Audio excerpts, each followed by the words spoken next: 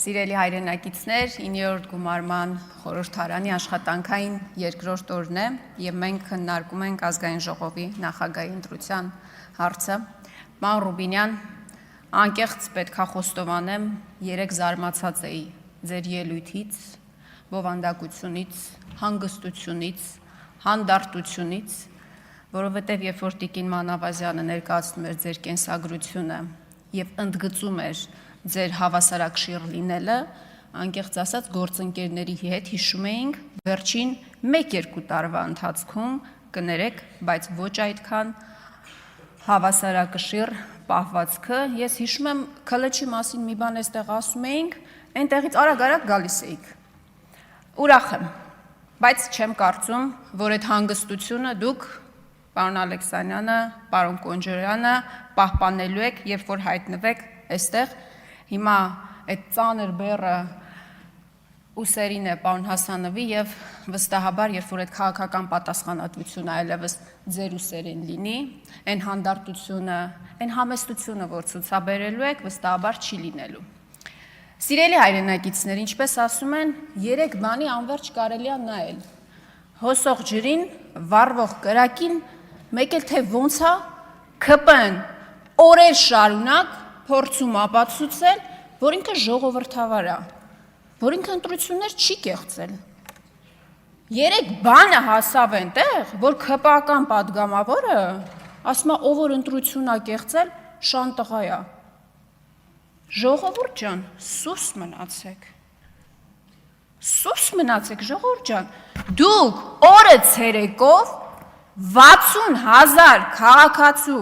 ձայն գողացել եք։ Օրը ցերեկով եք գողացել։ Հա, քվյաթերթիկները չեք տարել, չգիտեմ, որտեղ պահել, չգիտեմ ինչեր չեք արել։ Պարոն Արայիկ Հարությունյան, շատ ուրախ եմ, որ այստեղ եք։ Ես վստահ եմ, որ մենք դեռ բազմաթիվ առիթներ ունենալու ենք տարատեսակ հարցերի շուրջ երկխոսություն ունենալու, շատ ուրախ եմ նրա համար։ Այո, դուք մեկ քլիկով գողացել եք 60,000 քաղաքացու ձայն։ Դուք մանդատագողեր եք։ Փորձեք առերեսվել այդ իրականության հետ։ Դուք ժողովրդավարության հետ կապ չունեք այլևս։ Դուք ժողովրդավարության հետ կապ ունեք այնքան, որքան ընդդիմության վրա հարձակվող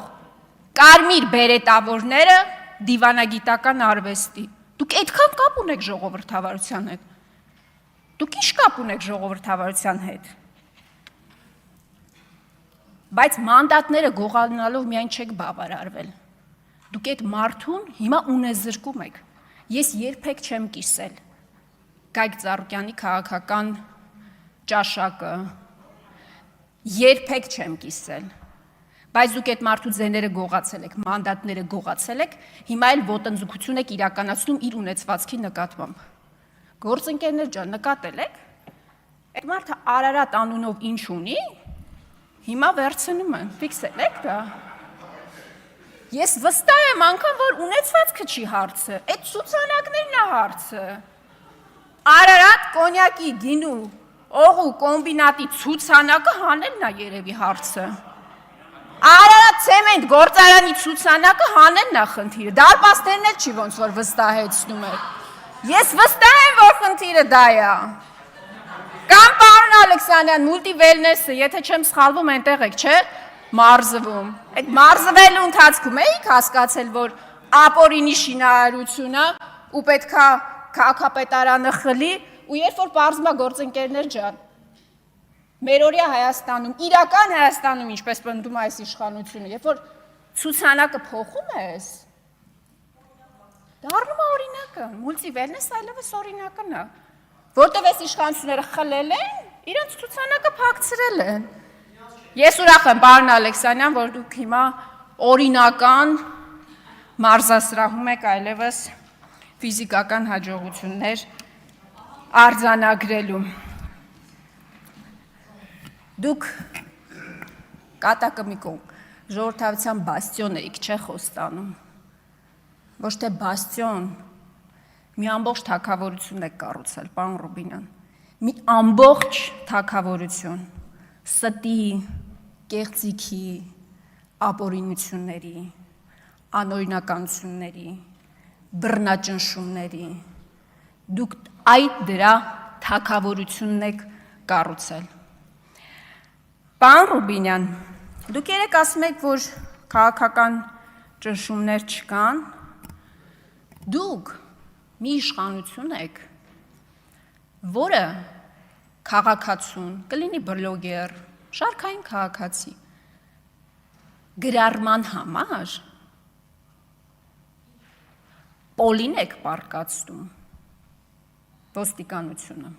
ձեզ ծառայող, ուժային համակարգը, ամբողջ իրավապահ, որ գործերն է հարուցում, պոլին եք պարկացնում, բայց մարդասպանին էթիկայի բոլոր նորմերը հարգելով բերման եք ենթարկում։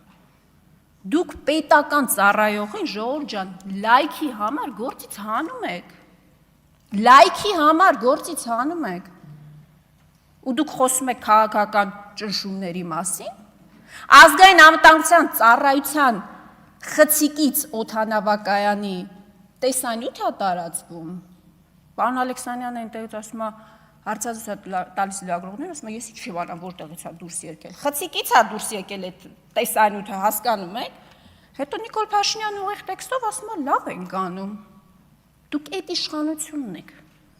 Դուք այլևս ձև չեք թափում անգամ փաթեթավորելու համար ձեր ընտրակեղծիքները, ձեր ապօրինությունները,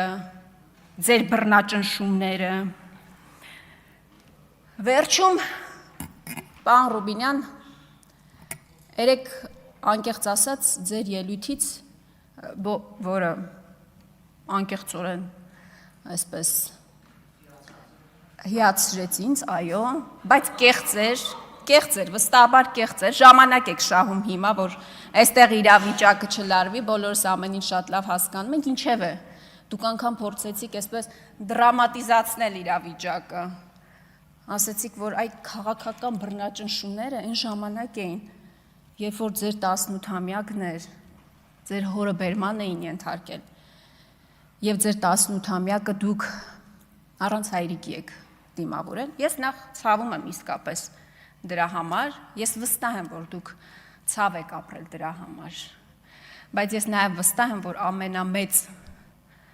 ցավը, որ դուք հիմա չեք գիտակցում, ձեզ հետ կատարվել է 18 տարի հետո, որովհետև հիմա օրինակ կա 13 տարեկան աղջիկ երեխա, ով իր մայրիկին տեսնելու, խոսելու հնարավորություն պարզապես չունի։ Տաթևի տղան, 10 տարեկան տղա երեխայի դեպ, իր ծնունդը նախանցած տարի, էլի դիմավորելա առանց մայրիկի, ձեր իշխանության օրոք, պարոն Ռուբինյան, այդ ցավը այն է, որ դուք հիմա ամեն ինչ անում եք արդարացնելու համար, այն բոլոր ապօրինությունները եւ բռնաճնշումները, որոնք դուք ասում եք, որ ձեր մաշկի վրա զգացել եք։ Հիմա ավելի վատ տարբերակները, ես չեմ ուզում անդրադառնալ նախկինին, ավելի վատ դրսևորումները դուք արդարացնում եք։ Բայց անկախ ամեն ինչից, գիտեք, երբ որ դուք ասում եք, որ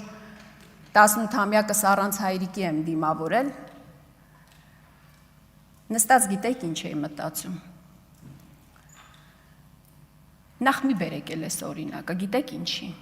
որտեվ դուք հավակնում եք ազգային ժողովի նախագահի պաշտոնին, բարձր պաշտոնի, բայց դուք մի իշխանության ներկայացուցիչ եք, որի օրոք, որի պատճառով բազմաթիվ տղաներ այդպես էլ մնացին 18 տարեկան։ Մի բերեք այդ օրինակը այլևս։ Շնորհակալ եմ։